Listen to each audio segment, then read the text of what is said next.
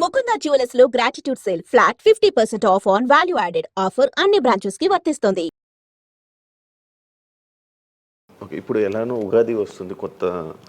ఆహ్, ఈ ఈ ఇయర్ ఎవరి రాశి ఫలాలు ఎలా ఉండబోతున్నాయి? ఏంటి చెప్తారా? ఈ సంవత్సరము వచ్చేటువంటి సంవత్సరం పేరు యాక్చువల్గా మనకు యుగాది అనేది రూపాంతరంగా మారి ఉగాది అయింది.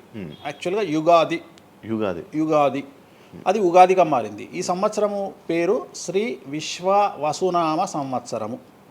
ఈ సంవత్సరానికి అధిపతి రవి అంటే సూర్యుడు. సో ఈ సంవత్సరము ఎలా ఉండబోతుంది ఓవరాల్ సంవత్సరము అంటే, రవి అంటే రాజు, రాజకీయాలు, పబ్లిసిటీ, ఈ మూడు రవి కమాండ్ చేస్తాడు. అంటే ఈ సంవత్సరము బాగా బాగా బాగా ఎఫెక్ట్ అయ్యేటువంటి వాళ్ళలో రాజకీయ నాయకులు నెంబర్ 1 పొజిషన్లో ఉన్నారు. దేశాలు ఉన్నాయి. అంటే దేశాల మధ్యన, రాష్ట్రాల మధ్యన యుద్ధ వాతావరణము, రాజుల మధ్యన వైరము, రాజులకు ప్రాణగండము, రాజులకు కారాగార వాసము, ప్రకృతి వైపరీత్యాలు, మరీ ముఖ్యంగా అగ్ని ప్రమాదాలు, విమాన ప్రమాదాలు, పడవ ప్రమాదాలు, రైలు ప్రమాదాలు, సో అనుకోని ప్రదేశాలలో అగ్ని ప్రమాదాలు, అలాగే సునామీ హెచ్చరికలు, అలాగే నగరాల్లో విపరీతమైన వర్షపాతము, అండ్ మరీ ముఖ్యంగా ఈ సంవత్సరం విడాకుల సంఖ్య చాలా ఎక్కువ. అలాగే వీటిలో పాజిటివ్ తీసుకుంటే ఆడవారికి విపరీతమైన రాజయోగము, అంటే ప్రాముఖ్యత అనేది ఈ సంవత్సరం ఆడవారికి పెరుగుతుంది. అలాగే 25 సంవత్సరాల నుండి 35 సంవత్సరాల యువతలో ఎక్కువగా కార్డియాక్ అరెస్ట్లు అంటే చనిపోవడము, అలాగే కన్ను లేదా చర్మానికి హార్ట్, లివరు సంబంధించినటువంటి ఏదైనా ఒక వైరస్ బాధించే అవకాశము.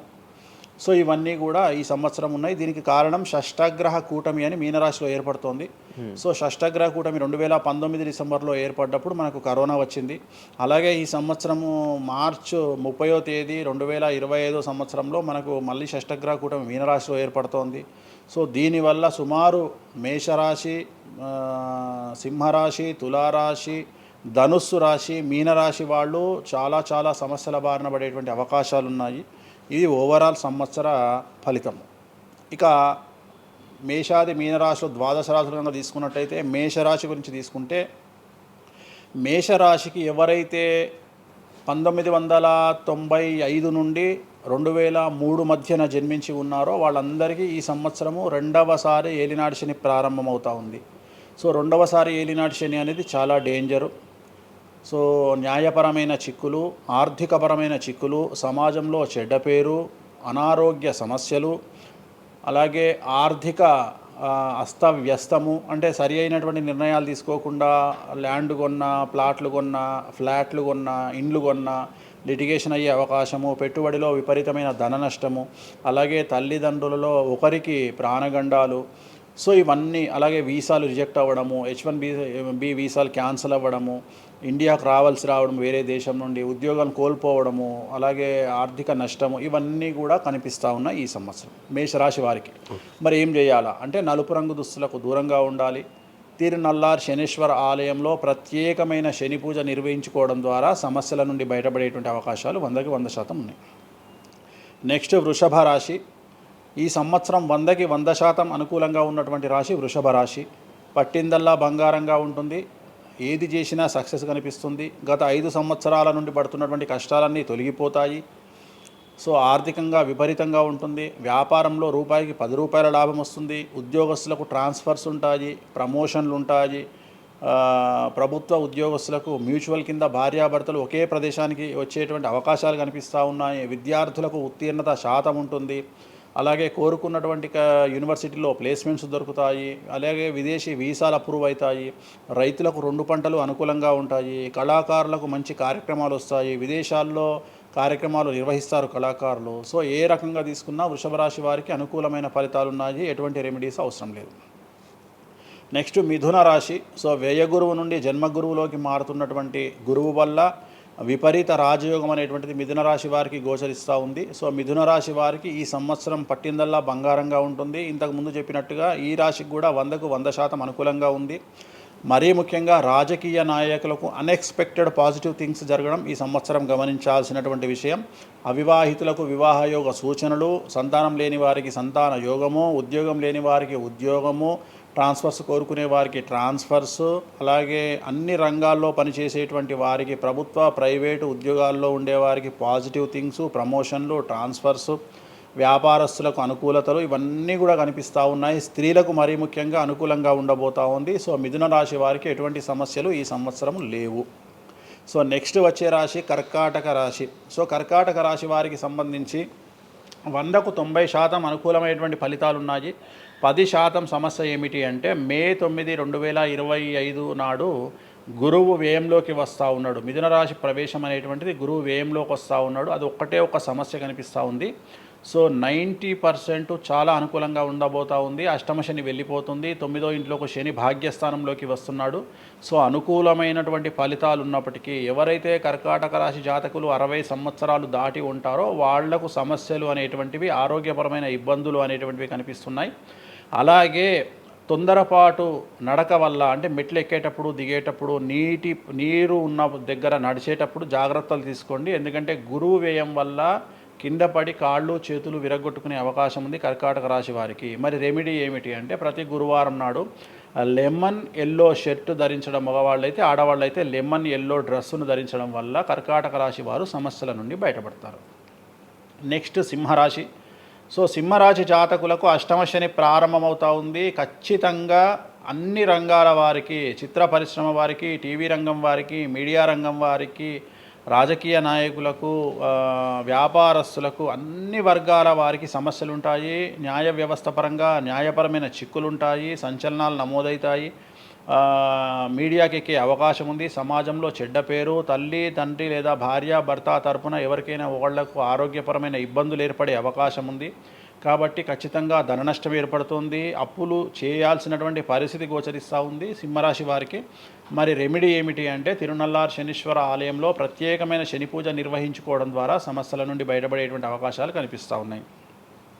సో నెక్స్ట్ వచ్చిన రాశి కన్యారాశి. సో కన్యారాశి వారికి 6వ ఇంట్లో నుండి శని వెళ్ళిపోతూ ఉన్నాడు. ప్రజెంట్ శని 7వ స్థానంలోకి వస్తూ ఉన్నాడు. సో చాలా అనుకూలమైనటువంటి ఫలితాలు ఉంటాయి. నూతన పదవి, నూతన ఉద్యోగంలో ప్రమోషన్లు, కోరుకున్న చోటకి బదిలీలు, వ్యాపారంలో అన్ని రూపాయలకు ఎక్కువగా సంపాదించడము, స్త్రీలకు కోరుకున్న దానికంటే ఎక్కువ ధనం రావడము, భార్యాభర్తల మధ్య అన్యోన్యత, విద్యార్థులకు ఉత్తీర్ణత శాతం పెరగడము, అలాగే విద్యార్థులకు వీసాలు ఏర్పడము, కోరుకున్న ప్లేస్మెంట్స్ దొరకడము, రైతులకు 2 పంటలు అధిక దిగుబడి రావడము, ఇవన్నీ కూడా కన్యా రాశి వారికి కనిపిస్తున్నాయి. రెమెడీస్ అవసరం లేదు. ఈ సంవత్సరం చాలా బాగుంది. నెక్స్ట్ తులారాశి. సో ఈ అన్ని రాశుల్లోకి అతి డేంజర్ రాశి, సమస్యల బారిన పడే రాశి తులారాశి.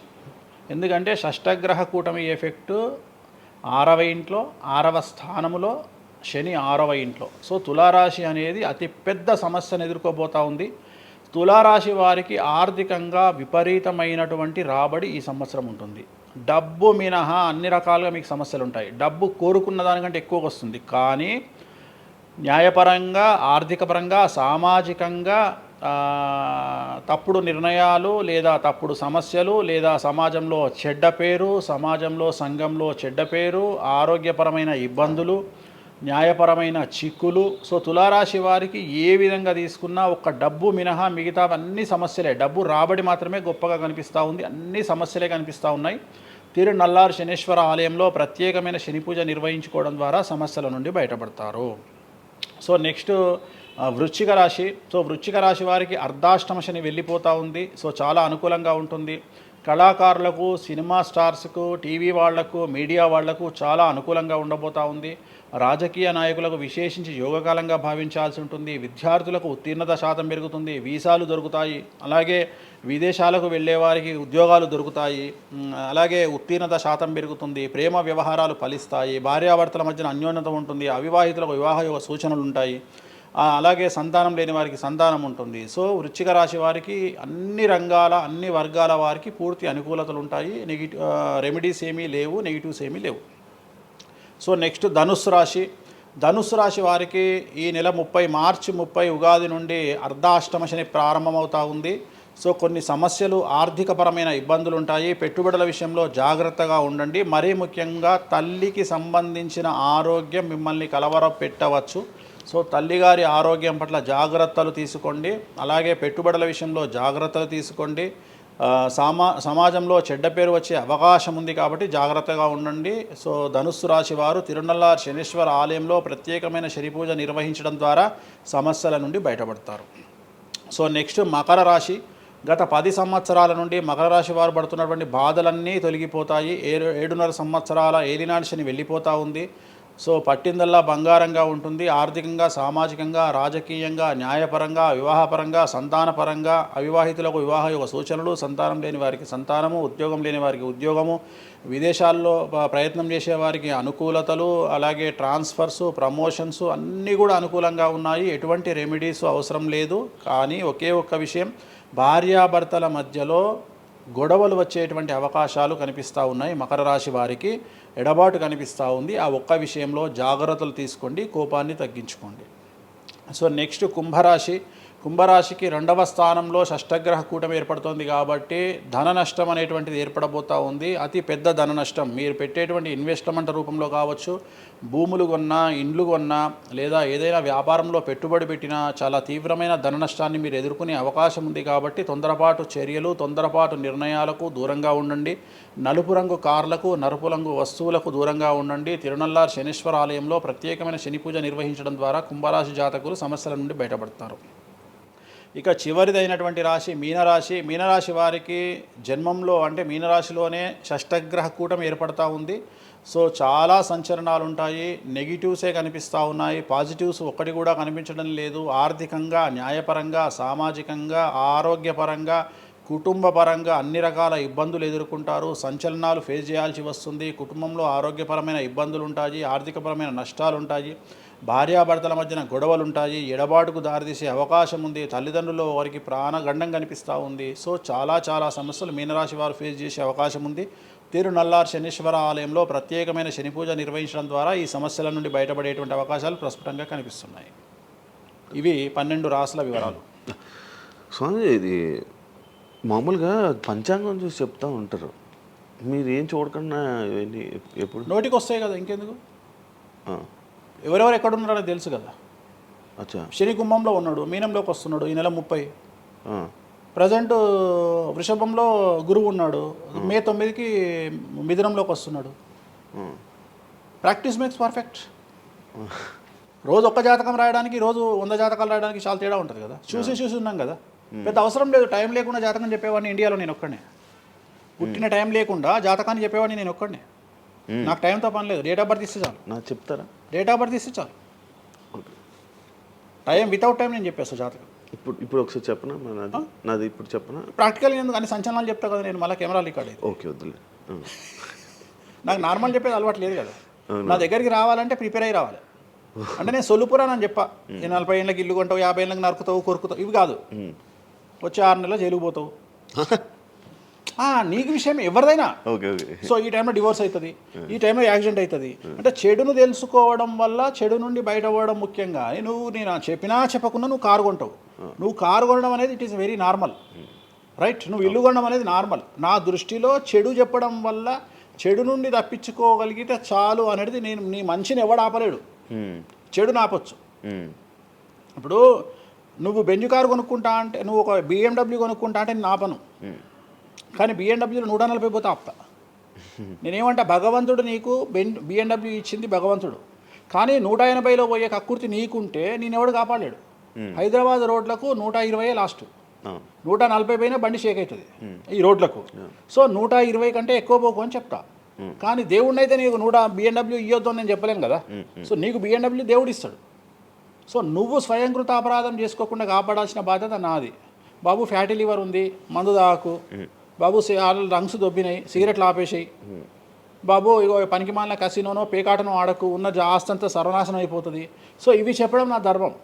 అంతేగాని నువ్వు కారు కొంటావు, నువ్వు తోపైతావు, తురుమైతావు, నువ్వు ఎట్లాగైతావు.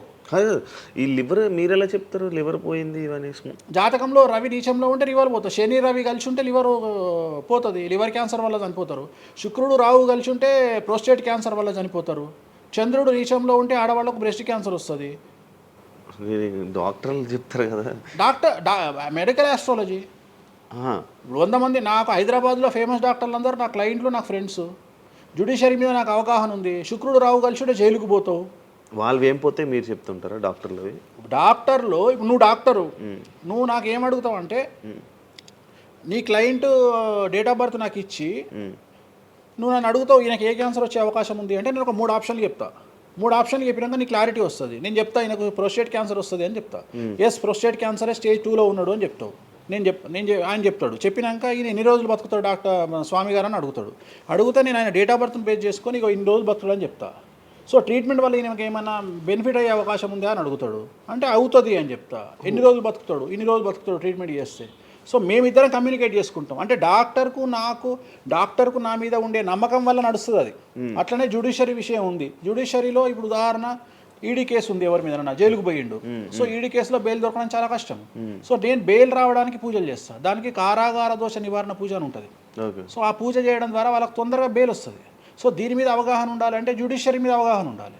సో అందుకని నాకున్న సర్కిల్లో నేను ప్రతి విషయాన్ని మాట్లాడతా. నాకు ఏం అలవాటు, రైతుతో మాట్లాడతా. రైతు సబ్జెక్టు జుడిషియరీ జడ్జి కనిపిస్తే జడ్జితో జుడిషియరీ సబ్జెక్టు మాట్లాడతా. ఏసీపీ కనిపిస్తే ఆయనతో లీగల్ సబ్జెక్టులు మాట్లాడతా. డాక్టర్ కనిపిస్తే గైనకాలజిస్ట్తో గైనకాలజీ మాట్లాడతా. ఇప్పుడు ఉదాహరణ నువ్వు ఇంత మాట్లాడుతున్నావు, నీకు అమ్మాయిల గురించి అవగాహన లేదు, అమ్మాయిల నెలసరి మీద నీకు అవగాహన లేదు. నాకు పూర్తి అవగాహన ఉంది. నా తల్లి, చెల్లి, అత్త, బిడ్డ అందరికీ సంబంధించి 4 రోజులు ఎందుకు టెన్షన్లో ఉంటారో నాకు తెలుసు. నెలసరిలో వాళ్ళని డిస్టర్బ్ నేను చెయ్యను. నా పెళ్ళం నా మీద అరిచినా మూసుకొని కూర్చుంటా, అంతేగాని విడాకులు ఇస్తాను బెదిరియా. అట్లనే డ్యాన్స్ చేసే అమ్మాయికి ఎన్ని కష్టాలు ఉంటాయి. ఒక హీరోయిన్ గురించి చాలా మాట్లాడుకుంటాం. డేట్లో ఉండే హీరోయిన్ డ్యాన్స్ చేయాలంటే ఎంత కష్టం, తనకు కంఫర్టబుల్ జోన్లో ఉండదు ఫిజికల్గా. సో అట్లాంటి అమ్మాయిల గురించి, వాళ్ళ కష్టాల గురించి నాకు తెలుసు. అలాగే పీసీఓడి, పీసీఓఎస్ అంటే ఏందో నాకు తెలుసు. సో హార్మోన్ ఇన్బ్యాలెన్స్ ఎందుకు వస్తుందో నాకు తెలుసు. వాళ్ళకు గడ్డాలు మీసాలు ఎందుకు వస్తాయో నాకు తెలుసు. వాళ్ళకు థైరాయిడ్ ప్రాబ్లమ్స్ ఎందుకు వస్తాయో నాకు తెలుసు. ఏ జాతకంలో ఏ గ్రహం ఎక్కడ ఉంటే ఎలా ఉంటుందో నాకు తెలుసు. అల్లు అర్జున్ లాంటి తోపు తురుము జైలుకి ఎందుకు పోయిండో నాకు తెలుసు. రేవంత్ రెడ్డి సీఎం ఎందుకు అయ్యిండో నాకు తెలుసు. రైట్, మీకు సూపర్ స్టారే కనిపిస్తున్న హీరో తెలుసు, కానీ సినిమాలు లేక సూసైడ్ చేసుకోవడానికి సిద్ధంగా ఉన్న హీరో నాకు కనిపిస్తాడు. అర్థమైందా? మీకు సూపర్ స్టార్ హీరోయిన్ కనిపిస్తుంది, కానీ ప్రేమ పేరుతో ఉన్న సొమ్మంతా తీసుకుపోయి మగవాడికి పెట్టి అడుగు తింటున్న హీరోయిన్ నాకు కనిపిస్తుంది. సో నాకు నెత్తిలో గ్రహాలు కనిపిస్తాయి తప్ప మనుషులు కనిపించరు. శివ అనే వ్యక్తి నాకు కనిపించడు. శివ నెత్తిలో ఉండే 9 గ్రహాలే కనిపిస్తాయి నాకు. జస్ట్ శివ అనేది ఒక పేరు నాకు, బట్ నా 9 గ్రహాలే కనిపిస్తుంటాయి. ఆడుతుంటాయి, డ్యాన్స్ ఆడుతున్నది నాకు కనిపిస్తుంటాయి. నెక్స్ట్ ఇట్లా జరుగుతుంది శివకు నెక్స్ట్ 1 ఇయర్లో. అది నాకున్న ప్రాబ్లం. కనిపిస్తాయా? నాకు అదే కదా, నా దరిద్రం అదే కదా, నాకున్న ప్రాబ్లం అదే కదా. సో నాకు నీ జాతకం ఏందో నాకు కనిపిస్తుంటుంది తర్వాత. అందువల్లనే అట్లా ఆపుకోలేక నోటి దురద వల్ల తొందరపాటు చెప్పే ఇట్లాకి వచ్చిన. అందుకనే ఆపుకుంటున్న వాటిని. ఇప్పుడు నా చూసి అన్నీ చెప్పేస్తారు, మొత్తం కనిపిస్తున్నాయి. అది ఏదో మన సినిమాలో ఉంటుంది, ఆయనకి మొత్తం ఇక్కడ రాత కనిపిస్తుంటుంది. భగవంతుని దయ అంతే. Okay done. థ్యాంక్ యూ స్వామి గారు.